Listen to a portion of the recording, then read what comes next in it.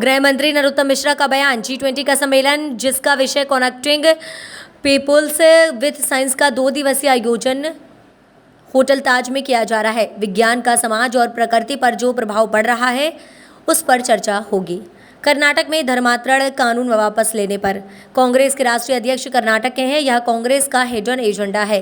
खड़गे जी तो कुछ बोलेंगे नहीं। प्रियंका और राहुल गांधी को बताना चाहिए वह जिहादियों के साथ है। कांग्रेस का हाथ जिहादियों के साथ है। कांग्रेस तुष्टीकरण की राजनीति कर रही है। इंदौर में बजरंग दल के कार्यकर्ताओं पर लाठीचार्ज और गिरफ्तारी पर शाम को मामला संज्ञान में आ गया था। वैधानिक कार्यवाही हुई है। भोपाल से जाकर एडीजी स्तर के अधिकारी जांच करेंगे। इंचार्ज टीआई को लाइन अटैच कर दिया गया है। सतपुड़ा भवन में आग लगने के मामले पर पहले टेक्निकल परीक्षण किया जाएगा, उसके बाद तय किया जाएगा रिनोवेशन कराना है या फिर डिसमेंटल करना है। दिग्विजय सिंह द्वारा 60 सीटों की रिपोर्ट कमलनाथ को सौंपने पर वह खुद कह चुके हैं जहां जाता हूं हार जाते हैं। दिग्विजय सिंह को कमलनाथ के जगह हमारे वीडी भाई साहब को रिपोर्ट सौंपनी चाहिए। पता नहीं इस बार दिग्विजय सिंह वोट कटवाना चाह रहे हैं या फिर टिकट। कमलनाथ द्वारा अधिकारियों को धमकी देने के मामले पर कमलनाथ ये पहली बार नहीं कह रहे हैं। अधिकारी कर्मचारियों से गुलामों जैसा व्यवहार कराना चाहते हैं। अधिकारी कर्मचारी सभी पढ़े लिखे होते हैं। कमलनाथ का बयान निंदनीय है। कर्मचारी डरने वाला नहीं है। नगरीय निकाय के उपचुनाव पर नतीजे बता रहे हैं। बीजेपी की छिंदवाड़ा में जीत हुई है। छिंदवाड़ा से जीत की शुरुआत हुई है। कमलनाथ जी ऐसा पहली बार नहीं कह रहे हैं। ये हार की हताशा है कमलनाथ जी की, उनको लगने लगा है अब ये जो अधिकारी कर्मचारियों के साथ वो गुलामों जैसा व्यवहार करना चाहते हैं। ये अधिकारी कर्मचारी सब पढ़े लिखे होते हैं। और कमलनाथ जी, आप के समय में जब दिग्विजय सिंह जी सीएम थे ना, तब उनने भी कहा था कि हमें इनके वोट नहीं चाहिए। कभी आप कहते हो 15 महीने बाद हिसाब लूंगा, कभी कहते हो बीजेपी के लिए काम करने वालों की मैं सूची बना रहा हूं, कभी कहते हो अफसरों पर चर्बी चढ़ गई है। ये निंदनीय कृत्य है। आप चिंता नहीं करो, इनसे कोई भी अधिकारी कर्मचारी आपके इस धमकी में आने वाला नहीं है। इस विषय को कांग्रेस के राष्ट्रीय अध्यक्ष कर्नाटक के हैं,